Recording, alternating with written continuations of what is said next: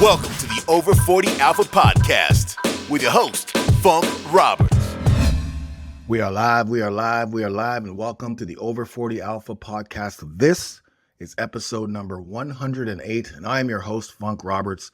I'm a former professional athlete turned three-time Amazon best-selling author, master metabolic trainer, certified MMA strength and conditioning coach, kettlebell specialist, but most importantly, I'm known around the world as the guy who helps men in their 40s, 50s, 60s, 70s, and beyond completely transform their bodies, completely transform their health, and transform their lives through naturally increasing testosterone, through their mindset, workouts, nutrition, recovery, and everything to make them the alpha man. And this podcast is specifically designed for men over the age of 40. And today I'm excited because today, episode 108, we have James Swanwick, who's going to talk about how to let go of alcohol and also improve your sleep.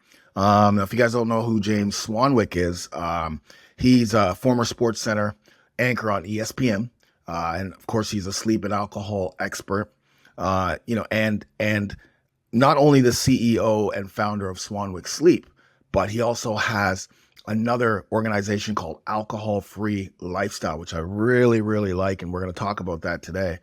And basically, James today is going to teach us about how sleep and alcohol are definitely two things that sometimes go hand in hand, but not in a good way, right? He's been featured in Forbes and Entrepreneur magazine and Psychology Today talking about this exact thing and how to avoid alcohol, but also how to increase your sleep, quality of sleep, and avoid harmful effects of blue light by using his Swannies, like those blue blocker glasses, which I have coming in the mail as we speak. So today he's going to talk about all of that stuff. I'm really excited about that. He's also got the 30-day no alcohol challenge for those of you who are thinking of, giving up alcohol in general, specifically at our age. We get to the age now where do we really need alcohol in our lives? Knowing how much it destroys our lives. When it comes to naturally increasing your testosterone levels, right? That's our goal. As men over 40, 50, 60, 70, our goal is to get those T levels in the 6, 7, 8, 9, and 900 and 1,000 nanograms per deciliter level. And the way we do that is naturally is by, better recovery, the specific workouts that we do and stay away from, the foods that we eat and stay away from. But sleep is key, right? Sleep is super important. And knowing how alcohol increases estrogen, which is a female hormone. And although we need a little bit of estrogen, too much estrogen will cause belly fat storage, specifically visceral belly fat. Too much estrogen will cause man boobs. Too much estrogen kills our testosterone levels. And too much estrogen keeps us counterbalanced, right? Gives our hormones all out of whack, right? It's a female hormone. And again, we do need a little bit of it. And sleep is super important as well because it's during sleep, it's during that deep sleep when testosterone production it starts, right? It's in the morning, but it's during the deep sleep. And so if alcohol is going to damage and increase our estrogen and all of the other health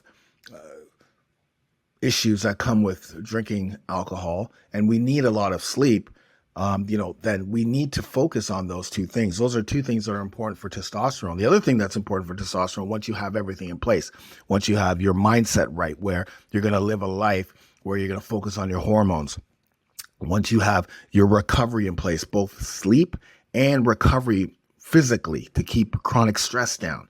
Once you have your nutrition on point, eating alpha meals, eating foods that are going to help you increase testosterone, going to help you increase your metabolism, going to keep your insulin levels balanced. It's going to, feed your thyroid hormones, keep inflammation down. When you do workouts that are 30 minutes less, metabolic workouts helping you build muscle, burn fat, total body, when you have all of that in play, then you can add a supplement, which is our sponsor today, which is my own supplement, Alpha Max Test 3D. This is our testosterone, my testosterone supplement, our testosterone supplement, developed, formulated with myself and, of course, Dr. Stephen Anton. We put this together, obviously, because if my focus is helping me naturally increase testosterone, and I do it through an entire program, the icing on the cake is ensuring that you get a high level of extra strength testosterone powder into your daily lifestyle, right? And this is not just about increasing testosterone. This is about helping with metabolic health. This is about estrogen, keep getting healthy levels of estrogen, keeping your stress levels down, boosting your vitality, blood flow, everything. We literally formulated this with research and science backed by research and science, and ensured that the formulation, the doses that we put in here were the doses that were from the research that we looked into, right? So if we have, Tribulus, and Tribulus, it helps increase testosterone, where the research that shows that this happened, we want to make sure that the dose that was used to get those great results were the doses that are in this. But anyways, you can learn more, Alpha Max Test 3D. You can learn more at funksupplements.com. It's all there. You can use code FUNK10 to get 10% off. But once you have everything in place, I'm telling you, man, this powder, there's nothing on the planet like it. Look at the ingredients, look at what's in here, and get it into your life so you can kickstart your feeling better, more energy, feeling like a man. And like I said before, we need to focus on sleep. We need to get rid of the foods, the drinks, and the things that in our life that are stopping us from naturally, balancing our hormones, and also forcing us to die at an early age, specifically as men, through chronic health issues. So today I want you to listen to James Swanwick. I'm really excited about him. By the way, just before we get in there, you can go to jamesswanwick.com. You can go to also swanwicksleep.com. And he's got these blue blocker glasses called Swannies, which once you start listening to this podcast, you're going to want them. So use code FUNK. You're going to get 10% off those Swannies. And listen to James Swanwick. I'm so excited to have him on, and you're going to love this episode. Enjoy the episode. I'm the Funkster. Enjoy the episode. We are live, and welcome to the Over 40 Alpha podcast. Today, I am super excited because we have today former SportsCenter anchor of ESPN turned sleep and alcohol expert James Swanwick in the house to talk about alcohol and sleep. James, how are you doing, sir? And thank you for being on the show. I'm doing so well. Thank you very much for having me on the show. Awesome. So listen, our viewers, the guys who listen, watch, these are men in their 40s, 50s, 60s, 70s. And I think, including me, how did you go from being born to being an anchor on SportsCenter, huge, then from transitioning from being an anchor, biggest sports channel there is, to sleep and alcohol expert?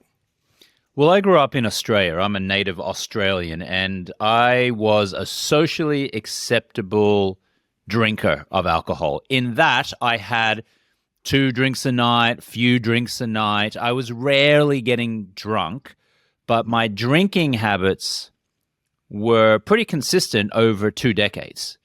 And then when I was 35, I woke up one morning and I thought, I need to take a break from drinking to see what would happen. And I did. I stopped drinking for 30 days. And in 30 days, I lost 13 pounds. My skin got better. I slept better. And that was the time where I auditioned to become a SportsCenter anchor on ESPN. And because I had the clarity and the focus and I was feeling good from not drinking, I credit that feeling for really helping me get the job as a SportsCenter anchor on ESPN. And I just felt so damn good. And I started to get this feedback like, wow, look at this. You stopped drinking and you got this amazing job hosting a TV show. There's something to this. Why don't you just keep not drinking? And so that's what I did. And then a couple of years into being a SportsCenter anchor on ESPN, so many people kept asking me, hey, is it true that you don't drink? How do you not drink at all? Like, how does that happen? And so I created a little online program called the 30-Day No Alcohol Challenge, which has now grown into a movement of people. And now I help mostly men over 40 in their 40s, 50s, 60s, and 70s to stop drinking alcohol. I created a sleep company called Swanwick Sleep, and we create these blue light blocking glasses and other sleep products that help you sleep better. And that's how it really happened. So it was just, I stopped drinking alcohol. I fulfilled a lifelong dream to host a TV show, and I created 2 health companies because I just felt so damn good. Wow, that's amazing. And that is definitely the feat, what you get from no alcohol. I haven't drank in 7 years, I think. So I get the same. But I was a big time drinker, as a professional athlete, and the sport that I played professional beach volleyball and indoor volleyball back in the day, because I'm 54. So when I was playing, drinking was part of it. Like, you play 2-day tournament, if you're still in the tournament after Saturday, you still go out that night and you're playing Sunday a little bit hungover, trying to win tens of thousands of dollars, on the beaches. But of course that led down to, a lot of self-medicating and then drugs and et cetera. So I stopped the drinking many years ago. And yeah, like you, found so much in regards to leaner, healthier, better sleep, more focus, being able to create companies and that sort of thing. But the thing that's peculiar to me is most people who do what you're doing or who jump into this space have a history of alcoholism or have had, alcoholism or addiction or what have you. But that wasn't the case with you. Is that right? Yeah, I would never describe myself as an alcoholic or being an addict or having an alcohol use disorder. However, for 20 years, I drank 2 or 3 glasses of booze per night, and again, socially acceptable, but I came to realize, really damaging, like just taking my life from what could have been feeling and operating at a 9 out of 10 down to about a 6 out of 10. Now, it wasn't rock bottom. I wasn't getting a DUI. I wasn't getting arrested. It was just this kind of death by a million cuts, or mediocrity by a million cuts, right? Like it was just like my sleep was like blah. My nutrition was blah. My looks were blah. My productivity and my career were blah. My relationships were blah. It was just blah. And blah means just like whatever. Yeah. Not very good. Not terrible. Just kind of like just Mr. freaking average. And maybe even a little bit worse than average, right? So, I mean, yeah, I guess that's surprising that to people like, oh, wow, you stopped and you weren't like getting arrested or anything. But you know what? It was like I just knew how much capability I had in my life to live a much higher vibration type of life and to create an outstanding life as opposed to just one that I was phoning in. Right. And that's why I love this, because this is the message that you don't have to be an alcoholic or hit rock bottom to understand that we don't need, the drinking, aside from the side effects that we talked about, sleep and fogginess and what have you, hormonal imbalance, testosterone, more estrogen. Those are some of the things that happen when you drink, not even excessively, right? And so what I always tell my guys is like, listen, in our 40s, 50s, 60s, 70s, we've had our drinking binges, we've had our partying. Like, the drinking is not the focus when it comes to socializing, right? Like, the focus is the socializing, not the drinking. The drinking is just there, but we don't have to drink to be social, and we shouldn't be drinking to be social.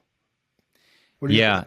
And it's just, it's just conditioning. Like, I get it. I get why we feel like we need to drink to be social, because guess what? Culture has been telling us to do it that way for most of our adult life. And not only most of our adult life, but since we were little boys, when our parents, whether it was our mother or father or adults that we witnessed, would always say, oh, no, little Johnny, you can't have a drink. You've got to wait till you're older.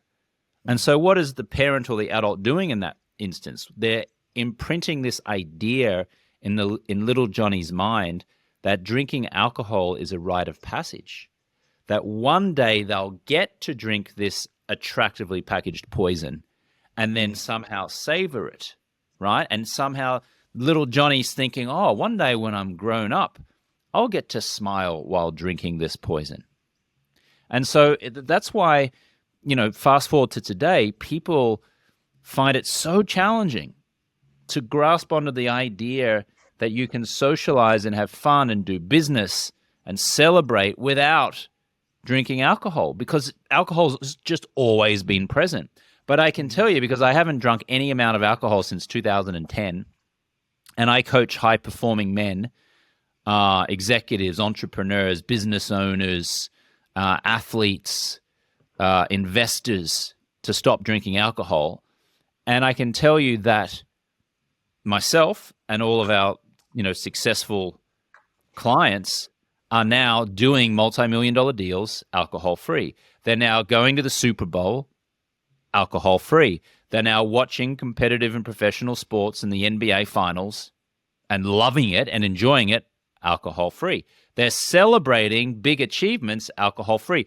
They're dealing with their stress and anxiety, or reducing or eliminating their stress or anxiety without consuming attractively packaged poison. They're doing it alcohol-free. So, look, I get that it's tough to grasp, but once you've got a few simple little processes and some great community and accountability around you, man, you just get it, and the whole world opens up to you. 100%. Couldn't agree with you more. So I'm listening, and I'm, maybe I have a couple of drinks here or there. My body's not the way it is. My health's not the way it is. I'm not where I want to be, even in my 40s, 50s, 60s, 70s. Where does this 30-day challenge come in? Because is that where you would probably start somebody if they came to you, or if someone's listening right now? Would a 30-day challenge of not drinking be something that you would start them with? The answer is it depends. Now, let me just tell you about these 30-day challenges, okay? If you do a 30-day no alcohol challenge just to see what it feels like, to get a grasp of what life could feel like, then great, I'm all for you. But if you go through those 30 days feeling like you're depriving yourself of something, feeling like you're a prisoner, then what are you going to do on day 30 and day 31? You're going to do what most prisoners want to do, which is break free of prison, and you'll start drinking, right?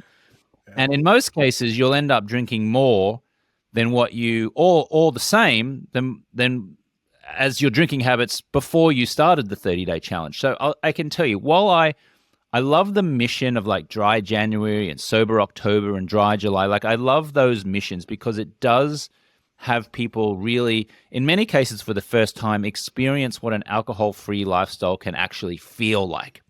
However, again, if you're going to do that, then my invitation to you is do a 30-day challenge, but allow yourself to be open to the idea that you'll end up going 40 days, 50 days, 3 months, a year, a lifetime.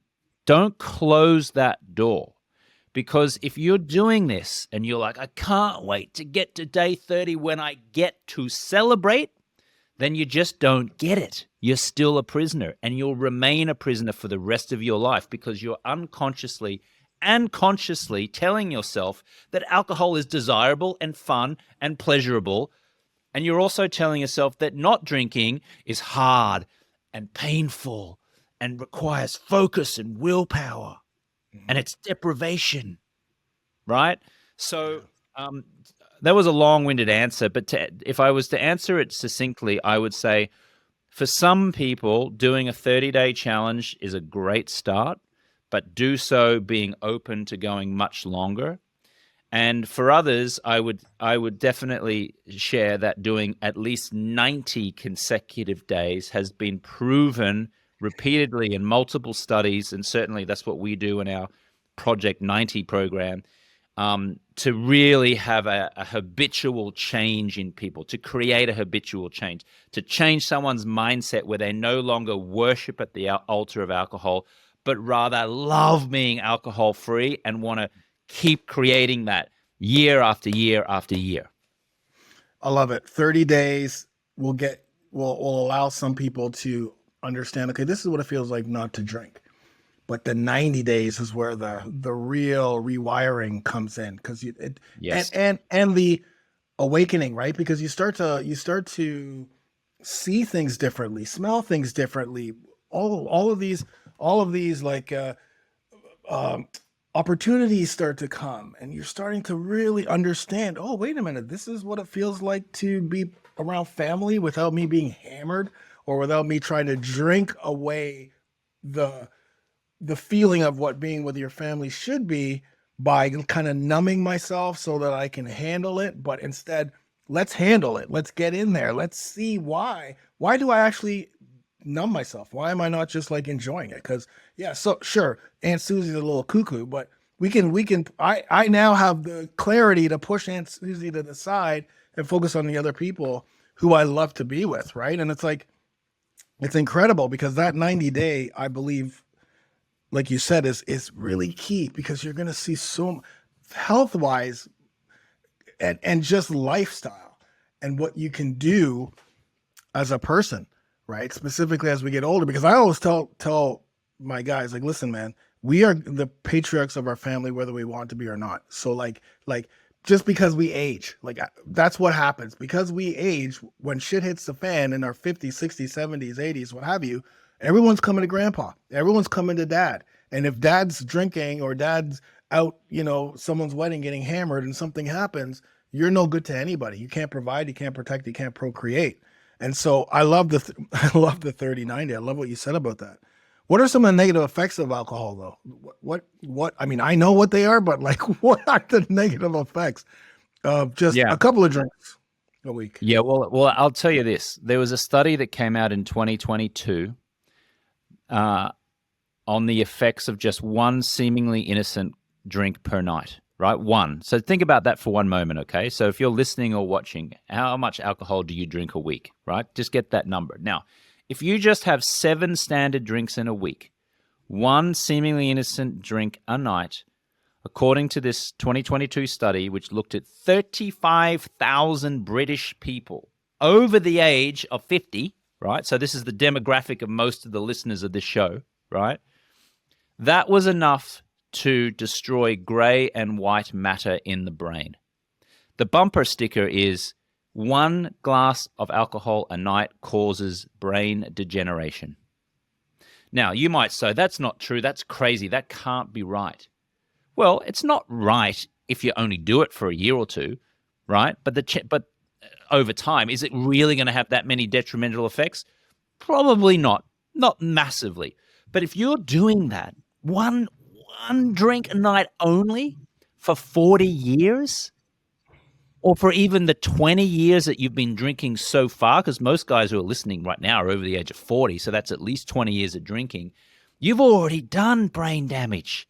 You've already got brain damage. And I'm telling you, I see it in my mother's husband right now, who's got dementia, and he was a consistent drinker. He wasn't a drunk, he wasn't an alcoholic, but he was a typical Australian man, and that he liked to have beers with his mates and drink some whiskey and whatever.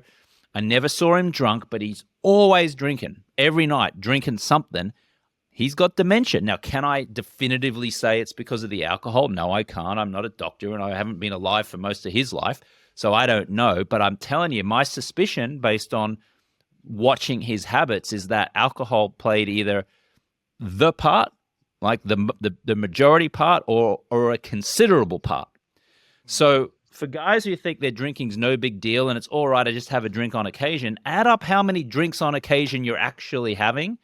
That is going to catch up with you if it hasn't already. So just be very, very wary of that. And then on top of that, I would say this. We all know it causes liver damage, but it slows down your metabolism. It creates unwanted body fat. It compromises your sleep. I have a sleep company called Swanwick Sleep. Like I said, we produce these blue light blocking glasses that you wear before bedtime to block out the blue light from your screens. Then you remove the glasses and it helps you to sleep better. But if you're sleeping anywhere close to bedtime, the quality of your sleep is going to be so compromised that it won't matter how many hours of sleep you get, you'll still wake up feeling like shit. And when you wake up feeling like shit, or even even not shit, but just wake up feeling like a little bit lethargic or a little bit tired, think about the effect that that is going to have on your day and your life and the people in your life. Because when you're a little bit irritable, you're more likely to snap at people. When you're more likely to snap at people, you have relationship strains. When you're feeling stressed and anxious from that relationship strain, what do? You want a numbing agent like alcohol to try and relieve the stress and anxiety, and then you drink again, which then creates this vicious cycle that you can't get out of. So besides, drinking dehydrating you, messing with your skin, creating more wrinkles and signs of aging, it destroys your brain matter, compromises your sleep, and causes lots more stress and anxiety in your life. Amazing. Yeah, I mean, why would you want to damage your body, with something that like this is not like, oh, that's weird. I just realized that this is what drinking does. We've been told that the things that drinking does to us throughout our lives, on one hand, but we try to hang on to the positives, which I don't know, I don't even know what the positives are for drinking, to tell you the truth, because I haven't drank in 7-8 years now. And I like, just the thought of that for me is like, because for me, the reason why I stopped actually was because I would bloat every time I would drink. That was the key. That was like the big thing was the bloating. And I'm doing workouts and all this stuff. And I can't get the 6-pack abs, which is what I really wanted. Like, truth be told, and the drinking, just one beer, all of a sudden I'm bloated and then I'm feeling like shit. Then one beer, because I don't just drink one beer, I drink 20 beers or drinks or what have you. And that leads to other things. But that was the key. When I did that, it was a complete change, like completely, like literally that next month.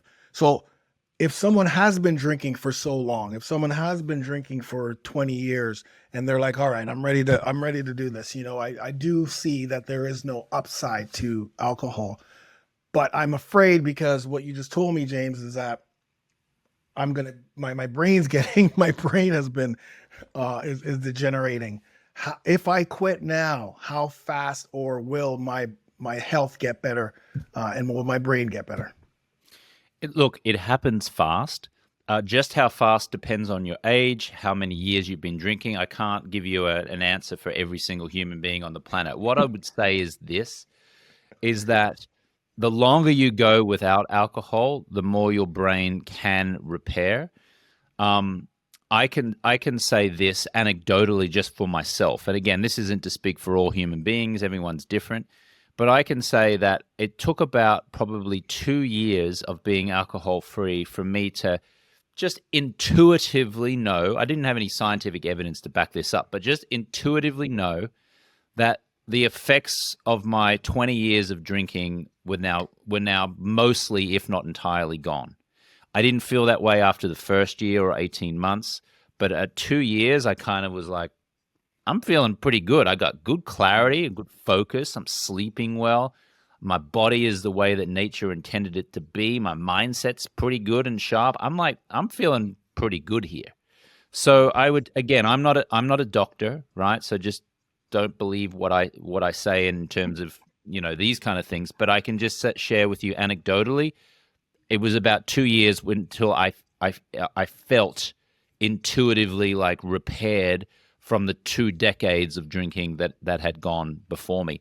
I can also share anecdotally some results from our clients. We've had folks who feel amazing on day 90, but then when they get to a year, they usually text me or send me a video message of some sort, and they say, wow, you should see what's happened to my life in 1 year, James. Look at this. And they show me a before and after photo where they've lost 30 pounds. And it's not just that they've lost 30 pounds, they've got like color in their skin again. You look at the before photo and they're just like Mr. Puffy Face, right? They're swollen, inflamed, they're weathered. Like they did a study again out of the UK, which showed that people who stopped drinking alcohol 14 days later, they had a 30% reduction in visible wrinkles around and crow's feet around the eyes. Didn't mean that the crow's feet and the wrinkles just evaporated. It just to the naked eye, they evaporated, right? They were still there, but they weren't as pronounced to the naked eye. So the headline there is, you literally get better looking when you stop drinking alcohol. I mean, look at you. You're a pretty handsome man. You look like you take good care of yourself in your early 50s. Yeah, thank you very much. How old are you, by the way? I'm 48. Wow. See, there it is. The proof's in the pudding, guys. If you're watching this, the proof is in the pudding. Right here, man. Looking amazing. Yeah, I had one person who came to my program and they told me every single year, you talked about January, try January. So January, they would do the January thing. They would get incredible results. They'd lose weight, but then by March, they would start drinking again. And then by January again, December, they're back with the belly. They're back with the puffy face. They just pretty much lost everything that they did the year before. And this was a cycle until this year, well, not this year, but like 2 years ago, when they took it seriously, because in my programming, like you, no drinking for the first, I say 90 days, but 30 days at least, no drinking, because we're trying to kind of like take out all the bad things that are causing, hormonal imbalance, causing all of this stuff. So the drinking is huge. And the amount of people who continue down that line is incredible. And like you said, the 1 year, the 2 year, even the 90 days, the feelings and the things that they see, but a lot of people go back to the once in a while drinking. But that's the fact that you can see the difference, you can feel the difference the longer you stay. Well, you should just stop drinking for the rest of your life, pretty much. Right? That's what we're talking about here. That's what why would you introduce it back? Yeah. I mean, look, it does take a mindset shift, and that's what we do inside of our 90-day experience, which is called Project 90. I mean, most of what we do is a mindset shift. And look, here's the thing. Most guys will try to stop drinking, and they'll be successful for 30 days or 45 days or 90 days or 4 or 5 months. And then what happens? The slippery slope gets them, right? The slippery pole.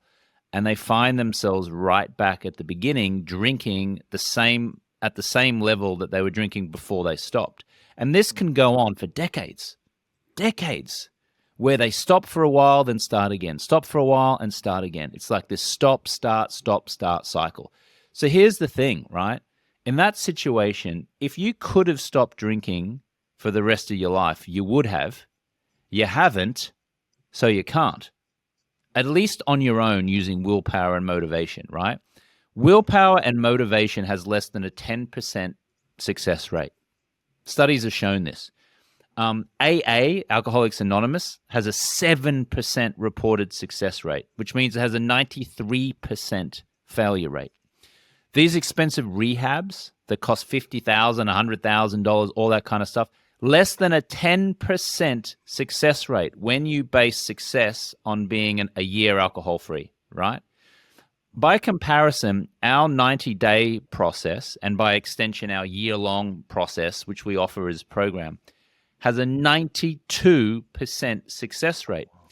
The University of Washington and the University of Florida both just completed a scientific study on our Project 90 program because they want to see how we're doing it. We had 161 participants go through this 90-day process, and the universities asked them questions along the way, took metrics, and we're now just waiting for those results to be published later on this year.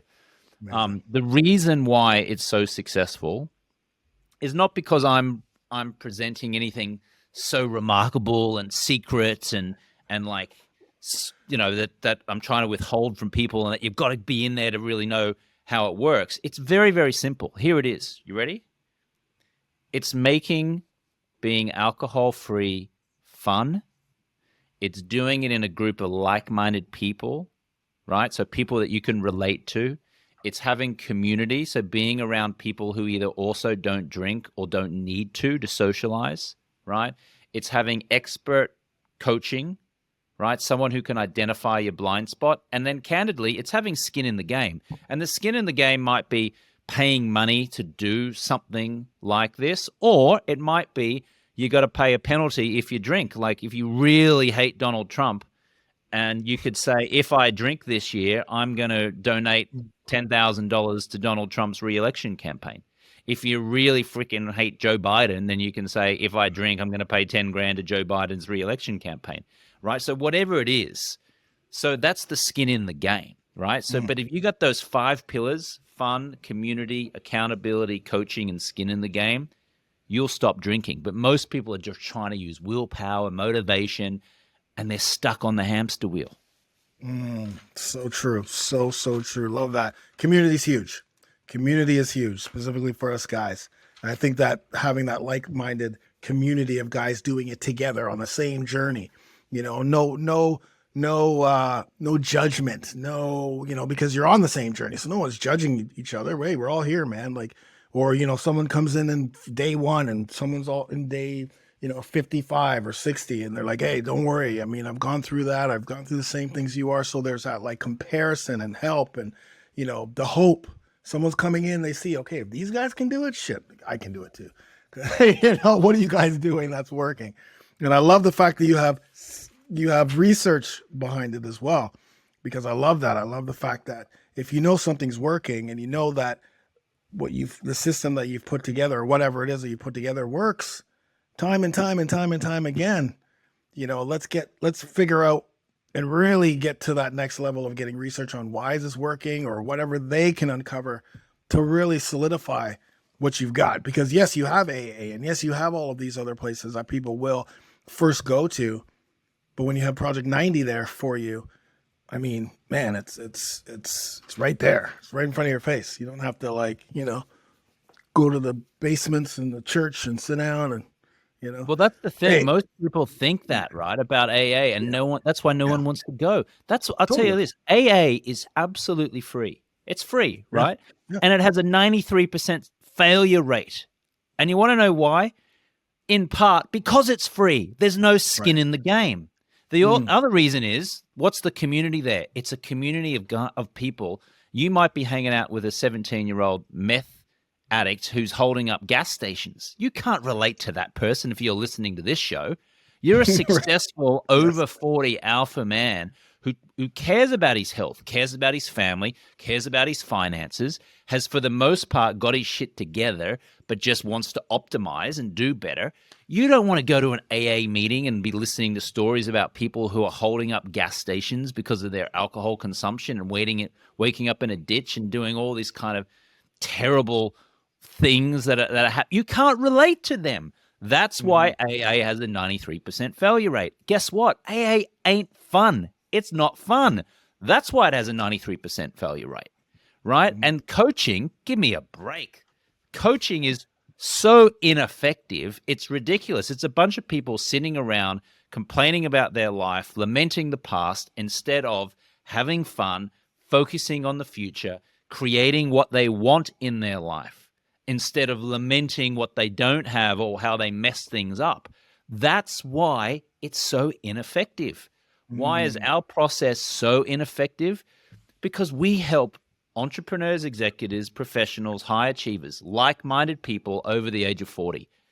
Everyone who's over the age of 40 who fits into that criteria likes being in the group because they can relate to all of the other people. We make it fun.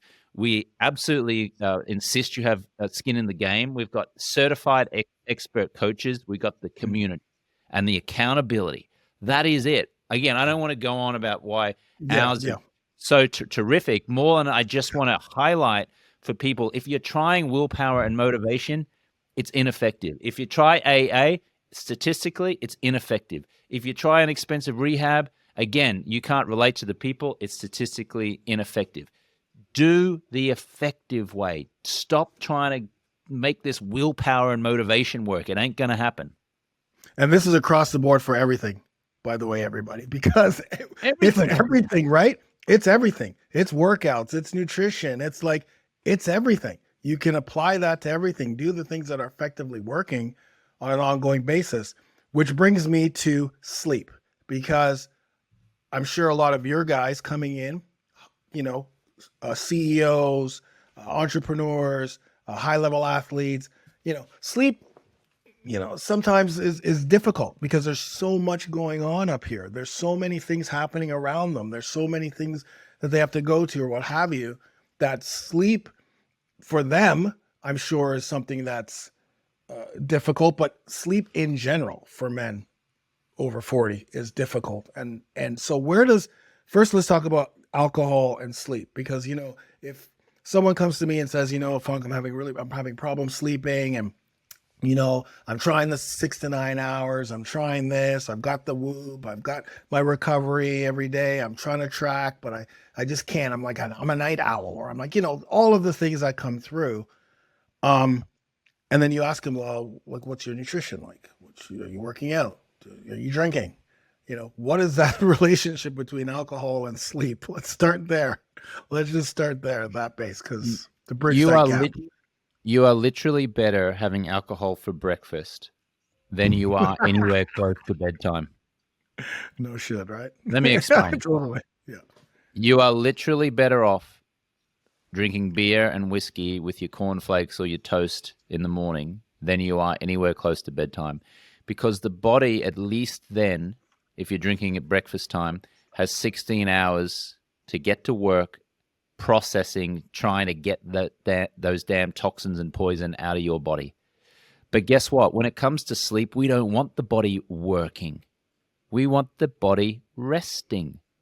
But the moment that you drink alcohol close to bedtime is the moment you put your body to work at a time when your body wants and needs to rest. Right? That is why alcohol is so bad for your sleep. Now, some listeners will go, oh, but hang on, a glass of wine or a beer at the end of the night helps me relax and helps me to fall asleep. Well, you know what? That might be true. It might help you to fall asleep. But the quality of your sleep is going to be so compromised that any effects of falling asleep are going to be out the window, right?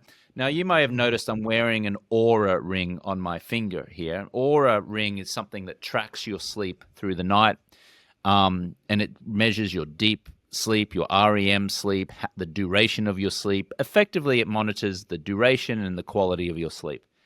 And I've had clients who've come to me before they've joined their 90 days wearing an Aura ring as they're drinking, and they show me their sleep, and it's horrendous.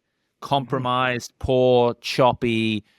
And of course, they're coming to me tired and lethargic and hungover because they're sleeping and they've got some unwanted body fat and they're just kind of blah, right? They go through our 90-day process and they stop drinking. You should see their sleep results on the Aura ring, from the Aura ring, and on day 90. It is night and day. They've got deep REM sleep, restorative sleep. They're sleeping 7 or sometimes 8 quality hours. They look great. They feel energetic. Everything's going terrific, right?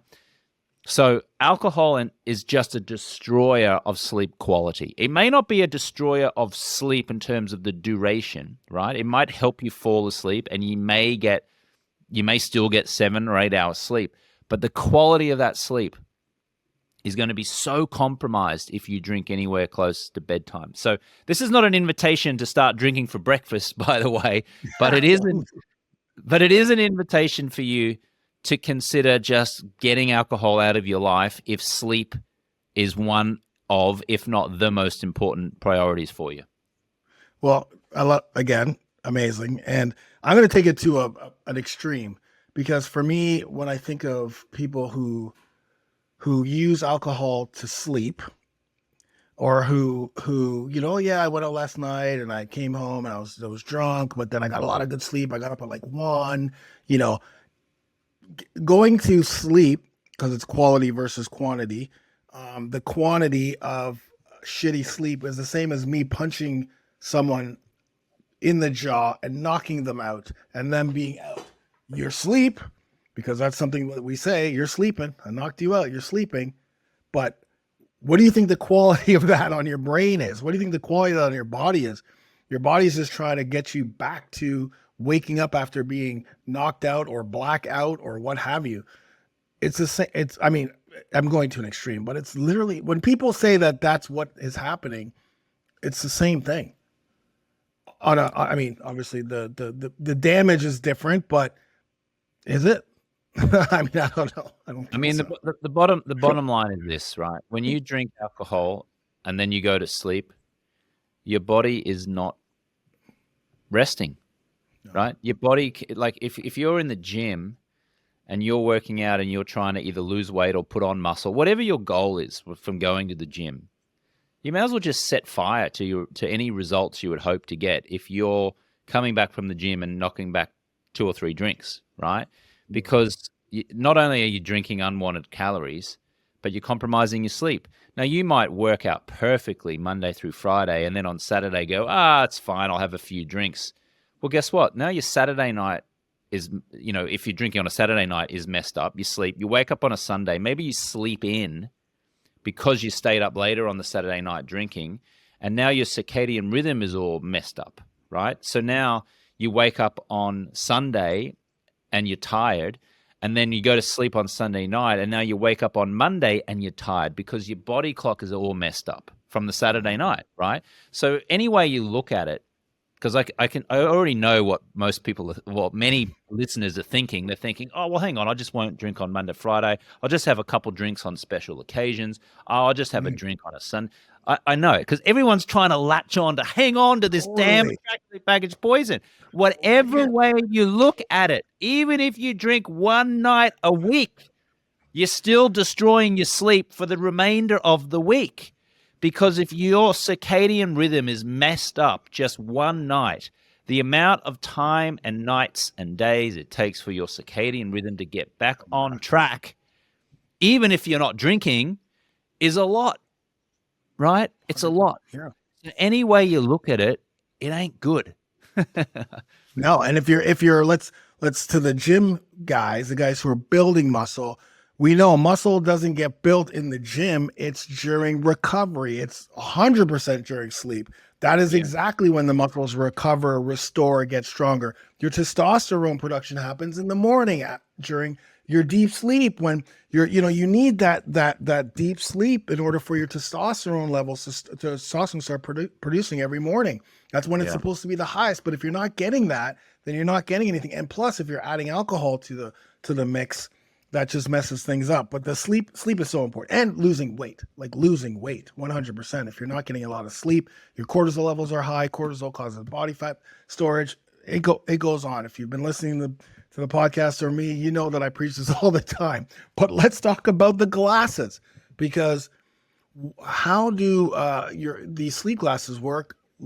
Give us an idea of how this whole thing works, and Yeah. So just to be clear, most people are compromising their sleep every night by brushing their teeth in the bathroom mirror or in the bathroom without wearing a pair of protective glasses. Now, let me explain that. That sounds a little bit weird and wacky, right? Here's the thing. At nighttime, any electronic light that you're exposed to at nighttime, right, after the sun has gone down, is potentially compromising your sleep, right? Now, here's how it works. There's blue light that's emitted from your cell phone, from your desktop computer. There's blue light that comes out from your reading light, microwave light, refrigerator light, bedside reading light, the McDonald's golden arches lights on the highway, the traffic light, the street light, the speedometer light, the alarm clock light.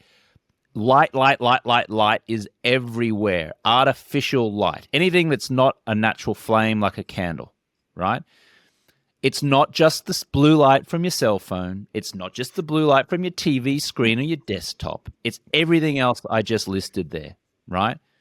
Now, here's the thing. What happens when your eyes are exposed to that light? Your body and brain believes mistakenly that it's still daytime, because that blue light is triggering the pineal and pituitary glands, stimulating them, which prevents the release of melatonin. The body is literally saying, oh, okay, it's daytime. I see the microwave light. I see the TV light, the screen. Yep, daytime. I'm going to keep the daytime hormones going, and I'm not going to release the nighttime hormone melatonin. That's what's happening. So when you go to sleep with your phone and you're staring into your phone in bed and you're not wearing a pair of blue light blocking glasses, your body thinks it's daytime. Your body doesn't release as much melatonin. That results in a compromised night's sleep. So what can you do? The most effective way is to live your life by candlelight and sit in the dark. It's literally, you don't ever have a phone, you don't have a TV screen, you don't use electric light, and you just light a whole bunch of candles around your house, and that's it. That's the most effective way, right? But Totally. we live in 2023. No one's going to do that. So what's the next best way? Well, the next best way, I believe, is to block as much of that artificial light as possible through a pair of orange lensed blue light blocking glasses. Now, for those watching, I'm wearing a pair now. I am biased about my own company's brand, Swannies, which is by Swanwick Sleep. But even if you choose not to get on board with my brand and you choose any blue light blocking brand, and I'll talk to you about them in just a moment, I implore you to, at the very least, consider investing in a pair of blue light blocking glasses with an orange lens and wearing these about an hour to an hour and a half before you wish to sleep each night. Now, the color blue is the opposite of the color orange. So blue light cannot penetrate an orange lens. So guess what? You put these glasses on in the last 90 minutes before you go to sleep. Now you can brush your teeth in the bathroom light and feel good that you're not telling your brain that it's still daytime. You can scroll on your cell phone, which I've got here, right? You can watch TV. You can drive, you can open the microwave light, you can read a book, you can do whatever it is that you do at nighttime with electronic light on, as long as you're wearing a pair of blue light blocking glasses with an orange lens. Now the blue light cannot penetrate. Your body now believes correctly, that it's nighttime. It's time to turn on the melatonin faucet. The melatonin starts to flourish through the body. The body starts to go, oh, I'm a bit tired. Oh, it might be time for bed. And then ultimately you get into bed, remove the glasses, turn off the light, fall over, and you fall asleep a lot quicker, you sleep deeper, and you wake up feeling a lot more refreshed. A university did a study on our very brand of glasses. Same university, University of Washington that I mentioned before. People who wore the glasses reported sleeping 13% longer and had a 12% improvement in their productivity the following day after sleep. That's how powerful these things can be. I'm in. I'm going to get one for myself and one for my wife, because that's one of our actionable items that we do that is for optimization. So we have these actionables, controllables, as Justin would say, for sleep, just the basics, and then the optimization, which would be investing in blue light glasses with an orange lens. Must have an orange lens. Now, look, a clear lens pair of glasses like I'm putting on now, these are fine for daytime computer use, because what they do is it more filters the blue light as you're staring at a screen all day, so it can relieve you of headaches and tension. And it's more like blue filtering glasses than blue blocking glasses, the clear lens. But at nighttime, to block enough of the blue light that is responsible for messing with your melatonin production, you really do have to switch to a pair of orange lens glasses. Do not believe any company that claims that wearing a pair of clear lens glasses will help you with your sleep. They will not. They will certainly filter and block some blue light, but not enough to help you with your sleep. Only a pair of orange lens glasses can block enough of the blue light that messes with your sleep. Love it. Where would we get those? So yours, not anyone else's, yours. Yeah, swanwicksleep.com. My last name is spelled Swanwick. You can also type that into Amazon, and you can get them via Amazon. Again, the University of Washington did a scientific study on them. They've been proven. A lot of pro sports teams are now wearing them, the athletes, members of the Denver Broncos, the New Orleans Saints, Manchester United, Tottenham Hotspur, the New York Knicks. A lot of their players are wearing the Swannies glasses from Swanwick Sleep, because this is how important sleep is for professional athletes and their performance. For everybody, yes, 100%. And Project 90, how the hell are people going to start Project 90? Yeah, well, look, you can go to alcoholfreelifestyle.com. I have a podcast as well in Apple Podcasts and on Spotify, which is named Alcohol Free Lifestyle. I'm on Instagram at James Swanwick. My last name is spelled with a W, so Swanwick. I do a lot of free videos and trainings and tutorials on my Instagram. There's also a link there where you can get my Alcohol Freedom Formula Guide, which is a free guide which will walk you through the same process that I walk all my clients through. But really, the best place to get me is online, alcoholfreelifestyle.com. I'm not pushing you off, but I just want to end off with, you know, it's summer starting to. Well, I'm in Canada, Toronto. Summertime here. I know. Where are you? You're in. Well, as we're recording this, I'm in Yeah. Copenhagen, in Denmark, visiting my brother. But ordinarily, I can be found in Medellin, Colombia, where is home base for me. Yeah. Amazing. Okay, so summer's coming. It's getting warmer. People are going to barbecues. People are hosting barbecues. People are going to work functions. People are doing whatever. How can someone socialize? I'm flipping back the switch to alcohol now because I just think it's a great way to end this. How can people socialize alcohol free? What are some tips that you have for people? Yeah, very simple. So before you go into the barbecue, the party, you just say to yourself, I'm going to be the most engaged, have the most fun, be the most social, smile the most, get to know people, and have so much fun while drinking my soda water or whatever it is you're going to drink. Tip 2 is there's so many alcohol alternatives on the market now. So ahead of time, you could take in a Heineken Zero or like a Bud Zero. I mean, there's a lot of these zero beers on the market now. I wouldn't recommend this as a long-term strategy because you might still have the association of drinking alcohol because you're drinking something that tastes like beer. But in the short term, certainly you might want to do that for a couple of weeks while you start to feel more comfortable not drinking any amount of alcohol. You could also just literally drink soda water, ice, a piece of lime. That is a delicious, refreshing drink. You could always just, people might mistakenly believe that you're drinking a vodka soda as long as you're holding like a soda water with a bit of lime and a straw or something. Like I wouldn't say you would be intentionally lying to people, but that, you ask for a tip, you could do that. The most important thing is this. Own the fact that you're being alcohol free. Like, be proud of it and share it, and don't be like, oh, I've got to hide it. People are going to think I'm an alcoholic. People are going to think I got a problem. Just walk in and put this big George Clooney-esque smile on your face and go, yeah, I'm alcohol free. I haven't drunk in like 2-3 weeks. I'm actually feeling pretty good. I'm just running it as an experiment at the moment. We'll see what happens. But so far, it's been pretty interesting. And that's it. That's all you got to say. And then people will, like, if you're going in there going, oh, geez, I wish I could drink, but I can't, then all of your friends are going to be like, go on, just have one, you'll be fine. But if you walk in and you go, I'm alcohol free, I'm doing this 30-day thing, I'm going for 90 days, and you just own it and you're confident, no one's going to try to pressure you to have a drink, no one's going to care, everyone's thinking about themselves, everyone can just relax, and then you just have a good time. You're alcohol free, you get to sleep well that night, wake up the next morning, feel energetic, run your life the way you want to live your life, and still go out and enjoy parties and barbecues in the summertime.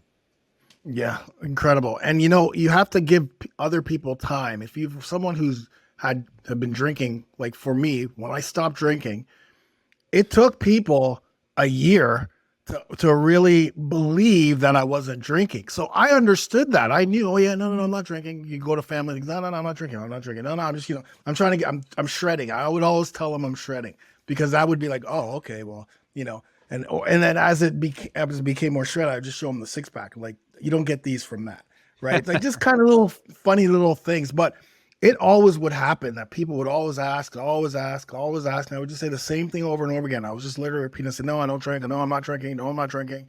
Why? Yeah, it's just because, I'm trying to shred, blah, blah, blah. To a point now where when I go places, people already have water ready for me. They're like, oh, Angela, you guys eat this funk. We got the Perrier for you, or I got this for you. I got that for you, because they already know Funkster doesn't drink. So, but Funkster's fun, and we want Funkster to be super fun and exciting and get everyone going and play the jokes and do whatever he does to get everybody engaged. So I got to make sure I have the Perrier for Funkster because I want him to have fun. That's literally what happens everywhere I go. It's amazing. I suspect nobody would ever accuse you of being dull, Funk. I don't think anyone would ever accuse you of being dull or boring. You seem like a very fun, engaging kind of guy. And you don't drink. Look at that. You don't Thank you. drink, and people No, still think that you're exactly. fun and engaging and you're a great guy and you get invited to parties. This is the whole thing. People mistakenly believe that if they stop drinking, that they've got to retreat from society or cower at home or that their friends won't invite them anywhere. Funk gets invited everywhere and he hasn't drunk for 7 or 8 years, right? So well done. Yeah. I salute you, Thanks, sir. man. Thank you. Thank you. And anyone else listening, James, thank you so much for being on here. Got to have you on again, talk a little bit more about sleep. I think this has been amazing. I love having you on here. I love meeting you. I love your energy. I love everything you're doing. All of those links are going to be in this video. If you're watching, the links will be in the show notes. Any last words before we go? I've had a life with alcohol and a life without, and without is way better. And I invite you to at least experiment with something similar. Amazing. Thanks so much for being on the podcast, and hopefully we'll speak very soon. Take care. Thanks for having me, Funk. Appreciate you.